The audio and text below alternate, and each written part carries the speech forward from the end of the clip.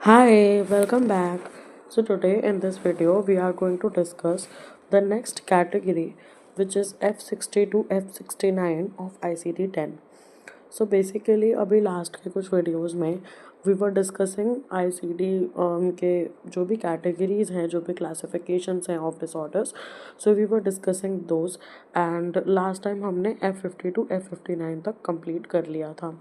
So now in this video we are going to discuss F60 to F69. अगर आपने पीछे की videos नहीं देखी हैं तो आई सजेस्ट यू कि आप प्लीज़ चैनल विजिट करिए साइक एजुकेशन का, जहाँ पे आपको प्लेलिस्ट मिल जाएगी डिकोडिंग आईसीडी. वहाँ से जा कर के प्लीज़ आप एक बार वो वीडियोस देखिए so that you get a clear idea about the basic motto behind these videos. And in short आपको ये वीडियोस देख करके एक बेसिक ओवरव्यू मिल जाएगा कि किसी भी जो हमने आईसीडी के थ्रू क्लासिफिकेशन किया है डिसऑर्डर का, सो कोई भी कैटेगरी में कोई डिसऑर्डर क्यों फॉल कर रहा है और जो उसका एक जनरल अंडरस्टैंडिंग है. बिकॉज डायग्नोस्टिक गाइडलाइंस तो कई सारे हैं, कई सारे क्राइटेरियाज हैं that we need to make sure कि हम उसको एक बार मतलब उन क्राइटेरियाज को मैच करें, डायग्नोस्टिक गाइडलाइंस को फॉलो करें.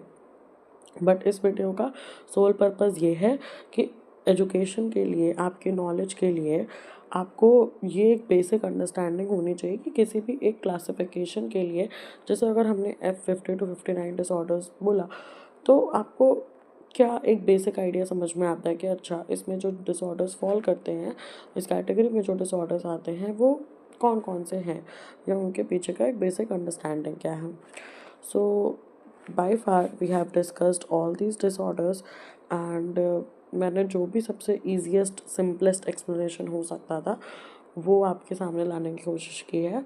And I hope you remember the village Brainville, जिसके through we have discussed so many disorders, we have discussed so many symptoms as well, या फिर जनरल अपीयरेंस या general description of a disorder. So now once again welcome back to Brainville. This is the town of unique personalities. So Brainville एक small लेकिन lively town है जहाँ पे doctor mind है as a resident. तो यहाँ पर हमें ऐसे कई सारे पर्सनालिटीज़ देखने को मिलेगी, ऐसे लोग देखने को मिलेंगे who are unique in their own ways. उनके अपने स्ट्रगल्स हैं, while they are different but they share one thing in common, which is they need understanding, they need support and sometimes professional help so that they get navigated through life challenges. And Dr. Mind is here for the rescue. So अभी आगे हम ये चीज़ देखने को मिलेगी कि कैसे कुछ पर्सनालिटीज़ हैं who are struggling, who are finding it hard to adjust and they are struggling with impulsive actions या फिर आइडेंटिटी इश्यूज. तो चलिए उन पर्सनालिटीज़ से मिलते हैं. So F60 to 69 basically covers the disorders of adult personality and behavior. तो अभी इस कैटेगरी पे हम वापस आएंगे, पहले हम मिलते हैं पर्सी द पैरानॉइड से. So Percy is someone who walks through the streets of Brainville. हमेशा लोगों को देखता रहता है और मतलब अपने कंधे के पास से लोगों पे नज़र रख रहा होता है. उसे ऐसा लगता है हमेशा कि लोग उसके बारे में बात कर रहे हैं या उसके अगेंस्ट में कुछ प्लॉटिंग कर रहे हैं या फिर उस पर नज़र रख रहे हैं. तो वो किसी पे भी ट्रस्ट नहीं कर पाता है, अपने क्लोजेस्ट फ्रेंड्स पे भी नहीं. So doctor mind says it as F60, which is a personality disorder. Now next person is Bella the border line. So Bella is someone जिसके इमोशंस बिल्कुल वेदर की तरह चेंज हो रहे हैं. एक मोमेंट पे बहुत ही जॉयफुल है, बहुत एकदम प्यार में पागल टाइप्स, डीपली प्यार में चली गई, और अगले ही मिनट वो इस चीज़ पे कन्विंस हो जाती है कि हर कोई उसे अबैंडन कर दे रहा है, हर कोई उसे छोड़ दे रहा है. उसे स्ट्रगल होता है अपने इम्पल्स को कंट्रोल करने में, और ऑफन वो रिग्रेट भी करती है और हमेशा अक्सर ये चीज़ बोलती रहती है कि हीट ऑफ द मोमेंट में हो गया. So this is what basically borderline personality disorder, which is again an F60. Next person है Andy. So Andy is someone who does not care much rules के लिए या फिर उसके कैसे एक्शंस जो हैं दूसरों को अफेक्ट कर दे रहे हैं. उसके इस चीज़ की वजह से वो बहुत बार ट्रबल में आ जाता है क्योंकि वो झूठ बोलता है, मैनिपुलेट करता है, और कई बार इतना ज़्यादा अग्रेसिव हो जाता है कि उससे दूसरों को भी प्रॉब्लम होती है. वाइल अदर्स फील गिल्टी उनके मिस्टेक्स के लिए, एंडी कभी भी रिग्रेट नहीं करता, किसी भी चीज़ का रिग्रेट नहीं करता है। So this is some what anti social और जो कि F60 के अंडर में आता है। Next we have Gary the gambler. So Gary is someone जो अपना एक उसको जो थ्रिल है, जो उसको मज़ा आती है बैटिंग करने में, उसको रेजिस्ट नहीं कर पाता है। बैटिंग करना दैट मीन्स सट्टा लगाना या पैसे लगाना। तो इसकी वजह से वो बहुत बार अपना पैसा को मतलब हार चुका है, उसकी जॉब भी चली गई है। इवन उसके कुछ फ्रेंड्स ऐसे हैं और जिन्होंने ये गैम्बलिंग की आदत उसे डला दी और अब वो ऐसे ही सर्कल में रह रहा है। इवन वो हमेशा प्रॉमिस करता है कि अब वो इन चीज़ों को बंद कर देगा, लेकिन उसे बहुत प्रॉब्लम होती है कि वो कैसे उस रिस्क से वापस आए। तो वो इस चीज़ के लिए कन्विंस हो जाता है हर बार कि एक बड़ी जीत होगी और फिर सब कुछ चेंज हो जाएगा। बस एक बार एक बड़ा पैसा हाथ लगेगा या एक बार बस मेरा लक काम करेगा और सारी चीज़ें वापस अच्छी हो जाएंगी। तो यहाँ पर हमें देखने को मिलता है इम्पल्स कंट्रोल डिसऑर्डर, जो कि F63 के अंडर जाता है। Next we have Kelly. So Kelly is someone जो खुद को पैसे चोरी करने से या जनरली बदला लेने से, इन सारी चीज़ों से कंट्रोल नहीं कर पाती, खुद को रोक नहीं पाती है। वो चीज़ें चुरा लेती है सिंपली क्योंकि वो खुद को रोक नहीं सकती। तो वो कई बार ऐसी चीज़ें भी ले लेती है जिसकी उसे ज़रूरत नहीं होती और फिर बाद में उसे बहुत ज़्यादा गिल्ट होता है। बट जो एक अर्ज है हमेशा उसको मतलब चीज़ें ले लेने के बिना किसी नीड के भी, वो बार बार रिटर्न होती रहती है और इसकी वजह से वो बार बार ये सेम एक्ट करती रहती है। So this is again impulse control disorder which will come under kleptomaniac, which is F63। Next person we have is Sam, जो कि बहुत ही काम और फ्रेंडली है। बट उसका एक एक्सीडेंट हो गया था। उस एक्सीडेंट के बाद से वो बहुत ही अग्रेसिव और इम्पल्सिव हो चुका है। उसके दोस्तों ने नोटिस किया कि अब वो सेम पर्सन तो नहीं रह गया जैसे वो पहले था। उसका बिहेवियर चेंज हो गया है हेड इंजरी के बाद और अब उसको अपने इमोशंस कंट्रोल करने में भी प्रॉब्लम होती है। तो this is somewhat a case of personality change which is due to a medical condition, जो कि F62 के अंडर कैटेगराइज्ड है। Next we have Taylor. Taylor हमेशा इस चीज़ को फील करती है कि जो जेंडर उसे असाइन हुआ है बर्थ के टाइम पे, वो उसकी फीलिंग्स के साथ नहीं मैच करता है, जिसकी वजह से उसे एक्सेप्टेंस में प्रॉब्लम होती है, अपने लिए भी और दूसरों के लिए भी उसके लिए इजी नहीं है। तो टेलर जो है इस इमोशन को समझने की या फिर अपने ट्रू सेल्फ को एक्सप्रेस करने की प्रॉब्लम में फंसी हुई है। तो this is a gender identity disorder, जो कि F64 के अंदर कैटेगराइज्ड है। Next we have Oliver of beat, जिनको डिसऑर्डर्स ऑफ सेक्सुअल प्रेफरेंस है। सो बेसिकली मतलब कुछ इनके जो सिम्टम्स हैं वो देखने को मिल सकते हैं कि ऑलिवर जो है हमेशा ऐसे बिहेवियर की तरफ जा रहा होता है जिसका एक्सप्लेनेशन दूसरे नहीं दे सकते और शायद उस चीज़ को समझ भी नहीं सकते हैं, क्योंकि उसे हमेशा स्ट्रगल होता है अपने थॉट्स को कंट्रोल करने में, अपने अर्जस को कंट्रोल करने में, और वो हमेशा वॉन्डर करता है कि उसकी डेली लाइफ इस चीज़ से अफेक्ट हो रही है। तो उसे नहीं पता है कि कैसे इस चीज़ के बारे में बात करना चाहिए या उसको जो चीज़ फील हो रही है कि something is not right with him, वो उस चीज़ को नहीं एक्सप्लेन कर पा रहा है। Next we have Oona. So Oona is someone who is very confused about her identity and feelings, जिसकी वजह से वो बहुत डिस्ट्रेस्ड रहती है कि उसका अट्रैक्शन दूसरों की तरफ कैसा है, और वो इस चीज़ के लिए बहुत वॉन्डर भी करती है कि अगर उसके साथ कुछ रॉन्ग है तो उसे इस चीज़ का डर है जज होने का, और बेसिकली स्ट्रगल कर रही है खुद को एक्सेप्ट करने में। So this is somewhat psychological issues which are related to sexual development, जो कि F66 के अंदर कैटेगराइज होता है।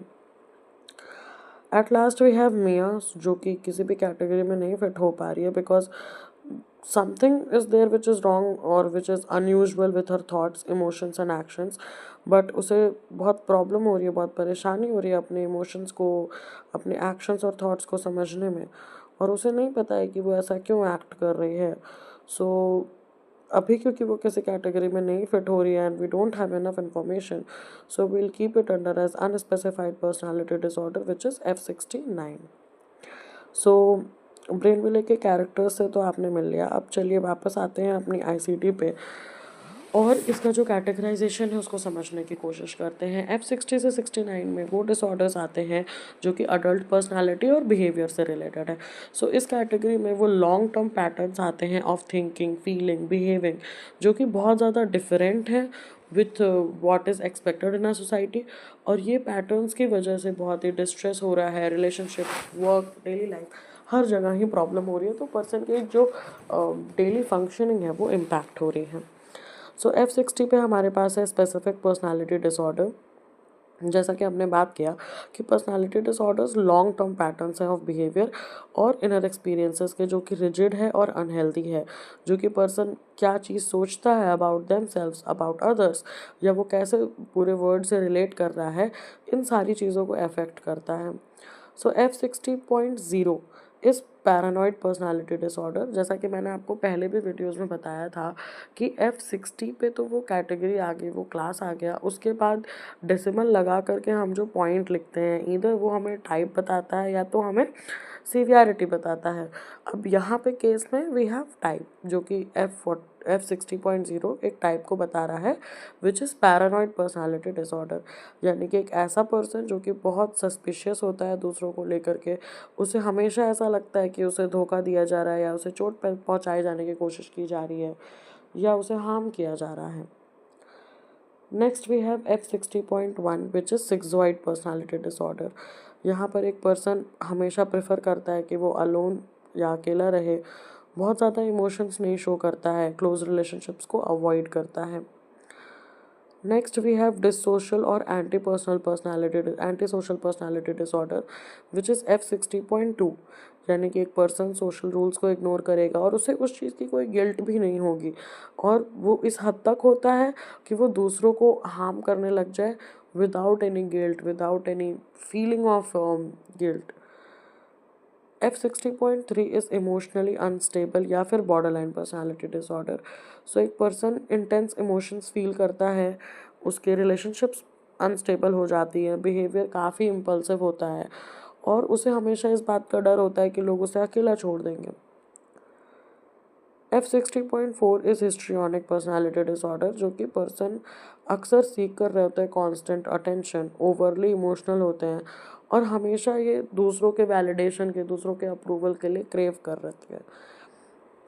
Next we have F60.5 which is obsessive compulsive personality disorder, which says कि अगर एक पर्सन ओवरली फोकस्ड है रूल्स पे या परफेक्शन पे या कंट्रोल करने पे, जहाँ पर वो फ्लेक्सिबिलिटी, इन्जॉयमेंट, हर चीज़ को दांव पे लगाने को तैयार है, which is obsessive compulsive personality disorder.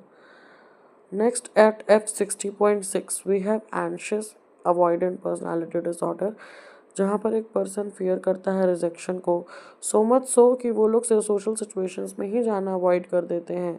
अगर उन्हें रिलेशनशिप चाहिए भी या उन्हें ऐसे क्लोज रिलेशनशिप्स फॉर्म भी करने हैं, बिल्ड भी करने हैं, बट फिर भी उन्हें उस रिजेक्शन का इतना डर होता है कि वो सोशल सिचुएशन को ही ऑल टुगेदर अवॉइड करने लग जाते हैं। Then again we have F60.7 which is dependent personality disorder, which says कि एक पर्सन इतना ज़्यादा रिलाय करने लगता है दूसरों पे अपने डिसीजंस के लिए कि उसे एक फियर होता है कि क्या शायद वो अकेला रह जाएगा या वो इंडिपेंडेंट हो जाएगा, तो वो इतना ज़्यादा दूसरों पे रिलाय करने लग जाता है अपने खुद के डिसीजंस के लिए भी। This is dependent personality disorder. Now for F61 we have mixed and other personality disorders, which is कि जब भी एक पर्सन में मल्टीपल पर्सनालिटी डिसऑर्डर्स के ट्रेट देखे जाएंगे जो कि फुल्ली किसी कैटेगरी को नहीं फिट कर रहा है, कोई एक स्पेसिफिक टाइप को नहीं फिट कर रहा है, तो हम उसे मिक्स्ड या फिर अदर पर्सनालिटी डिसऑर्डर्स में डाल देते हैं, कैटेगराइज कर देते हैं। Next we have F62 which is when there is a medical condition, और कोई ब्रेन डैमेज हो गया, इंजरी हो गई या कोई भी ऐसी मेडिकल कंडीशन हो गई जो कि किसी पर्सन के पर्सनालिटी को सिग्निफिकेंटली चेंज कर दे, तो ऐसे सिचुएशन में वी कैटेगराइज और classify it as F62। Next we have F63 जहाँ पे हैबिट या फिर इम्पल्स डिसऑर्डर्स आते हैं। तो बेसिकली ऐसे कंडीशन जहाँ पे पर्सन रेपिटेडली कोई चीज़ कर रहा है, खुद को रोक नहीं पा रहा है, इवन इफ उसे दिखाई दे रहा है कि प्रॉब्लम बहुत ज़्यादा कॉज हो रही है, बट फिर भी वो खुद को रोक नहीं पा रहा है। सो F63.0 इज़ पैथोलॉजिकल गैम्बलिंग, यानी कि एक अनकंट्रोलेबल अर्ज होती है गैम्बल करने की, सट्टा लगाने की। इवन इफ अगर आपके पैसे जा रहे हो, आप पैसे हारते चले जा रहे हो, बट फिर भी आप खुद को रोक नहीं पा रहे हो। Next is F63.1 which is pyromania, यानी कि कुछ ऐसे लोग होते हैं जिनको जनरली अचानक से तोड़ फोड़ कर देंगे, आग लगा देंगे, उन्हें बहुत प्लेजर मिलता है उन्हें ये चीज़ें करके। पैसों के लिए या रिवेंज के लिए वो ये चीज़ें नहीं कर रहे होते हैं, बट उनकी कुछ ऐसी अर्जेस होती है जो वो नहीं कंट्रोल कर पाते हैं। Then we have F63.2 which is kleptomania, यानी कि चीज़ें चुराना। इवन इफ आपको उसकी ज़रूरत भी नहीं है, आपको उससे कोई प्रॉफिट भी नहीं होने वाला है, आपको उससे कोई प्रॉफिट नहीं बनाना, बट स्टिल आपको एक अर्ज है, आप उस चीज़ को उठा ले रहे हो, आप उस सामान को चोरी कर ले रहे हो, और फिर बाद में आपको रियलाइज़ हो रहा है कि अरे इसकी तो ज़रूरत नहीं थी, और फिर आप पूरा गिल्ट से भर जा रहे हो। बट आपकी वो जो स्टीलिंग की प्रॉब्लम है, आप उस अर्ज को नहीं कंट्रोल कर पा रहे। Then we have F63.3 which is trichotillomania, यानी कि बार बार पर्सन अपने खुद के बालों को पुल आउट करने लग जाता है। एक इररेजिस्टिबल अर्ज होती है जहाँ पे वो मतलब हेयर पुलिंग करना स्टार्ट कर देता है। Next we have F64 which is gender identity disorders, यानी कि एक पर्सन जब ऐसा फील करता है कि जो भी उनका बायोलॉजिकल बर्थ के टाइम पे जो सेक्स उनको असाइन किया गया था वो उनके प्रेजेंट टाइम के फीलिंग्स को नहीं मैच करता है, जिसकी वजह से उन्हें बहुत ज़्यादा डिस्ट्रेस होता है, और एक सिवियर अमाउंट का डिस्ट्रेस है जिससे उनकी फंक्शनिंग और सारी चीज़ें इम्पैक्ट होने लग जाती हैं, which is gender identity disorder. Next we have disorders of sexual preference, यानी कि अनयूजुअल या फिर डिस्ट्रेसिंग सेक्सुअल बिहेवियर्स करना, सेक्सुअल बिहेवियर्स में इन्वॉल्व होना जो कि आपकी डेली लाइफ को इंटरफेयर कर रहा है। So this is F65। इसके बाद है F66 which is psychological and behavioural disorders, जो कि रिलेटेड है to sexual development and orientation, यानी कि एक डिस्ट्रेस है सिग्निफिकेंट अमाउंट का, डिफ़िकल्टी हो रही है अपने सेक्सुअल आइडेंटिटी को एक्सेप्ट करने में, अपने ओरिएंटेशन को या अपने बिहेवियर को एक्सेप्ट करने में। फिर आता है F68 which is other disorders of adult personality and behaviour. तो यहाँ पे वो सारी कंडीशंस आती हैं, not to be sounding very offensive, but एक ऐसी कंडीशन जहाँ पे पर्सन जो है अपने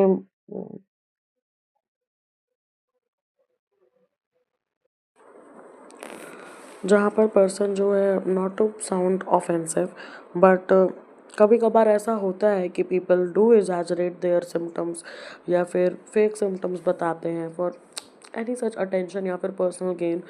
तो ऐसी कंडीशंस में हम इनको कैटेगराइज कर देते हैं F68। बट यहाँ पर आप कोई भी पर्सनल रिमार्क्स या पर्सनल कमेंट्स नहीं कर सकते हो।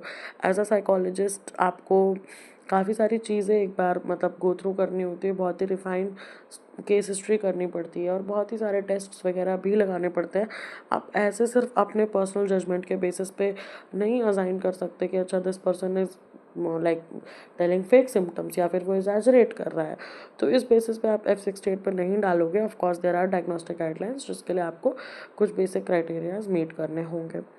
Eight last we have F69 which is unspecified personality and behaviour disorders, यानी कि जब एक पर्सन की नोटिसेबल पर्सनैलिटी या बिहेवियरल इश्यूज होने लग जाते हैं but we don't have enough knowledge or information, so we keep it under as a specific category which is F69. So that's all for this video. I hope I was able to help you with the easiest explanation of the classifications. And अगर आपको कोई भी doubt है, you can write down in the comment section below. I'll be very happy to help and we can discuss as well. So अभी आपको description box में ICT का soft version मिल जाएगा of course, and other study material भी वहाँ पर available है. So please do check it out. Google Drive की लिंक है, आप वहाँ से जा करके उन चीज़ों को एक्सेस कर सकते हो।